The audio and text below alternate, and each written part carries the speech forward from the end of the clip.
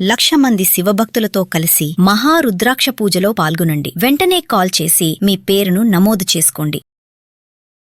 నమస్తే, welcome to Suman TV. Present మనతో పాటు ఉన్నారు అనలిస్ట్ నందూరి రవికుమార్ గారు. నమస్తే సార్. నమస్తే సార్, ఆర్బీఐ ఇప్పుడు డిజిటల్ కరెన్సీ అంటే పేపర్లెస్ కరెన్సీని తీసుకురాబోతుందని చెప్పేసి కొన్ని వార్తలు చూస్తున్నాం.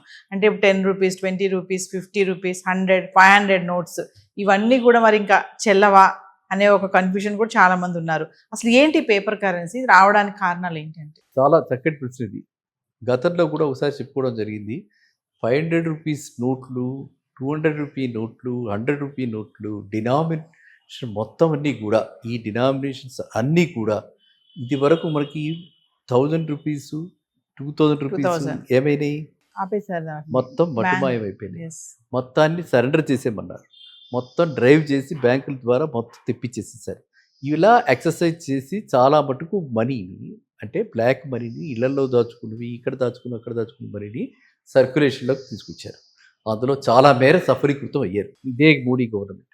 ఇప్పుడు ఇదే మోడీ గవర్నమెంట్ మీద పర్టికులర్గా మనకు తెలుసు, ఎలక్షన్స్ అప్పుడు సిబిఎన్ గారు 500 రూపీ నోట్స్ కూడా ఆపేయాలి అని చెప్పి ఆయన చెప్పడం జరిగింది.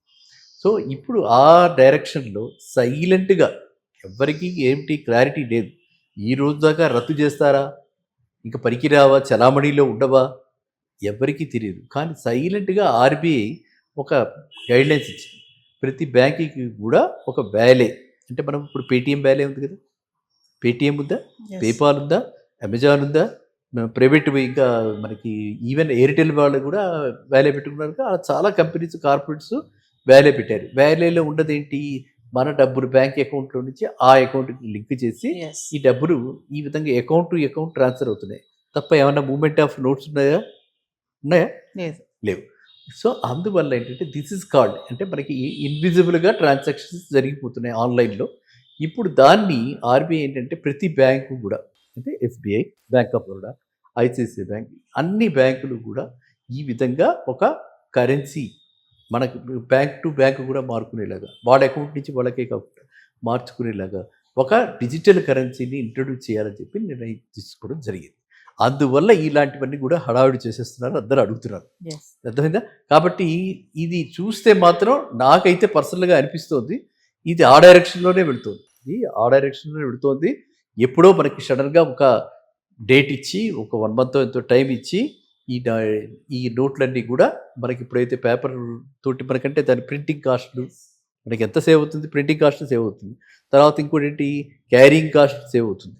ఇంకోటి ఏమిటి, ఇన్సెక్యూరిటీ. 500 రూపాయల నోట్ పెట్టుకుని పెడుతున్నాం, 4, 5 ఉన్నాయి, ఏదో మాట్లాడుతూ తీసి ఒక నోటు తీస్తే ఇంకో నోటు పడిపోవచ్చుగా, లేదా ఒకటితో పాటు ఒకటి పడిపోవచ్చుగా, నేనే మిస్టేక్ చేయొచ్చుగా. ఇలాంటి ఛాన్సెస్ ఏవి ఉండకుండా ఇలా మినిమైజ్ అవుతూ ఇండివిజువల్ లెవెల్లో ఇది ఉంది. ఇంకా సెకండ్ హై లెవెల్లో మనం చూస్తే ప్రతి ట్రాన్సాక్షన్ కూడా అకౌంట్ ఫర్ అవుతుంది. ఇప్పుడు 100 రూపాయల నోట్ ఇస్తే దానికి అకౌంట్ ఉండదు, క్యాష్ ట్రాన్సాక్షన్స్కి అకౌంట్ ఉండదు. సో ఆ విధంగా కొంత రెవెన్యూ గవర్నమెంట్కి చాలా మటుకు రెవెన్యూ పోతుంది. కాబట్టి ప్రతి ట్రాన్సాక్షన్ కూడా అకౌంట్ ఫర్ అయితే అప్పుడు గవర్నమెంట్కి ఎక్కువ రెవెన్యూ వస్తుంది. జిఎస్టీలు కానీ, ట్యాక్స్లు కానీ, లేకపోతే మనకి ఎంత ఇన్కమ్ వస్తుంది, ఏం చేస్తుంది, మొత్తం అంతా కూడా వాళ్ళ కంట్రోల్లోకి వచ్చేస్తుంది. సో సిస్టంలోకి వస్తుంది, సర్క్యులేషన్లో ఎంత మనీ ఉన్నదని కూడా గవర్నమెంట్కి తెలుస్తుంది. కాబట్టి ప్రజల కన్వీనియన్స్ ఒకటి, పరిపాలకులకి గ్రిప్, వాళ్ళకి కావాల్సింది గ్రిప్ కావాలి, మనకి కన్వీనియన్స్ కావాలి. ఈ రెండింటిని పెట్టి ఆర్బీఐ ఇలాంటి నిర్ణయం తీసుకోవడం జరిగింది. సో కాబట్టి డిజిటల్ కరెన్సీ అన్నది రాబోయే రోజుల్లో ఇంకా అదే రూల్ చేయడానికి ఎక్కువ అవకాశం ఉంది. అంటే సార్, ఇది బిట్ కాయిన్, క్రిప్టో కరెన్సీ లాంటిది అనుకోవచ్చా? అది వేరు, అవి ఆ టైపుది ఇంకా మనకి ఇక్కడ అప్రూవల్ రాలా. క్రిప్టో కరెన్సీ మనకి లీగల్గా, అదేగా బిట్ కాయిన్స్ అవే కదా, బిట్ కాయిన్స్, ఇథెరియం కాయిన్స్, అవి ఇంకా మనకి లీగల్గా ఇక్కడ ఆ ట్రాన్సాక్షన్స్ కాదు. కానీ ఖచ్చితంగా ఎందుకంటే మోడీ గారి గవర్నమెంట్లో మనం చూస్తున్నది ఏంటంటే, ఆయన ఎంతసేపు అయినా సరే ఏదో ఒక విధంగా ఈ డాలర్ డిపెండెన్సీ తగ్గించాలి, డాలర్ ఆధిక్యత తగ్గించాలి అని చూస్తున్నారు. కాబట్టి మనం కూడా ఒక ఇండియన్ బిట్ కాయిన్, మనకు కూడా అలాంటివి వచ్చే అవకాశం చాలా ఉంది. అది కూడా వస్తుంది.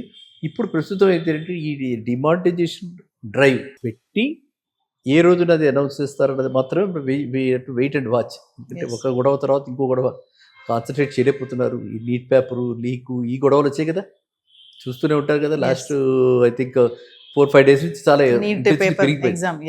ఎక్కడ చూసినా అదే టాపిక్.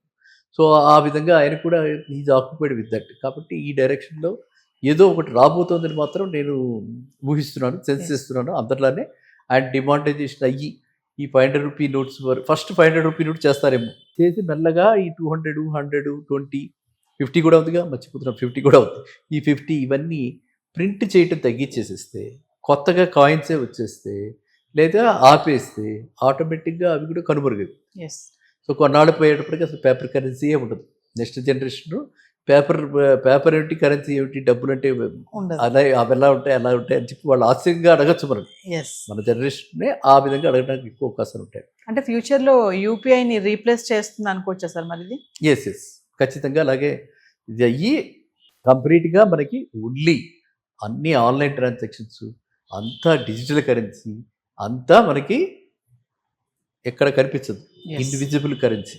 ఎస్. పేపర్ కరెన్సీ అంటే విజిబుల్ కరెన్సీ, డిజిటల్ కరెన్సీ అంటే ఇన్విజిబుల్ కరెన్సీ.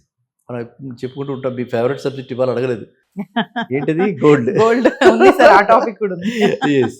అలా అందువల్ల ఏంటంటే ఆ డిజిటల్ గోల్డ్, ఫిజికల్గా గోల్డ్ కనిపించదు. ఎలా పేపర్ గోల్డ్ ఎలా మాట్లాడుకుంటున్నామో ఆ విధంగానే ఇంకా అంతా కూడా everything in valley. Yes. Valley అంటే ఏంటి? It is like a purse.